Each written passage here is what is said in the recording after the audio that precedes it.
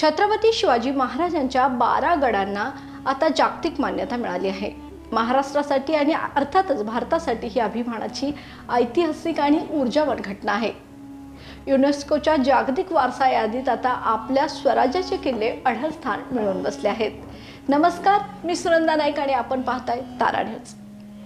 आता प्रश्न उरतो की या गडांचा समावेश झाला कसा आणि यासाठी मागील अनेक महिन्यांपासून सरकारचे वेगवेगळ्या पातळ्यांवर ज्या पद्धतीने प्रयत्न सुरू होते ते नेमके काय होते हे आज आपण जाणून घेणार आहोत। हा समावेश सहजपणे झालेला नाही, तर खूप सखोल अभ्यास, आंतरराष्ट्रीय सादरीकरण आणि मुत्सद्देगिरीने हा निर्णय घडून आणला आहे।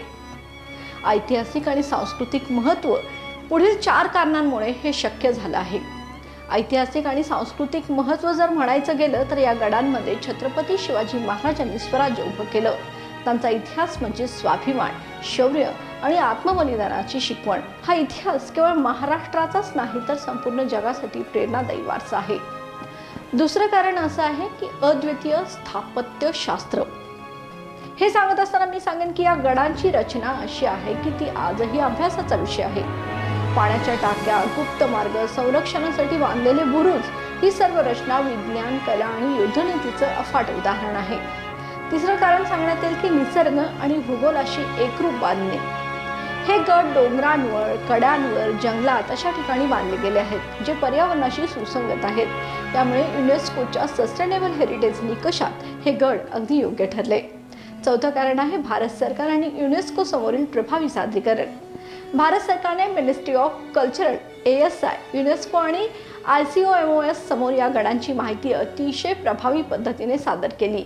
छायाचित्र, नकाशे, इतिहासाची ठोस माहिती, स्थानिक लोकांची भावना आणि जतनाच्या योजनांसह सखोल प्रस्ताव हे सर्व पाहून 20 देशांनी भारताच्या बाजूने मतदान केलं। हे सर्व महत्त्व अधोरेखित करत असताना मी पन्हाळा किल्ल्याचंही थोडक्यात महत्त्व इथं अधोरेखित करते। या यादीत पन्हाळा हे ठिकाण ठळक आहे कारण येथून स्वराज्याची आखणी झाली। छत्रपती शिवाजी महाराजांचा पन्हाळगड ते विशाळगड हा थरारक इतिहास आणि स्थापत्य, भूगोल व अभियांत्रिकीचं सुंदर उदाहरण आहे। युनेस्कोची ही मान्यता म्हणजे गडांचं जागतिक पदवीकरण।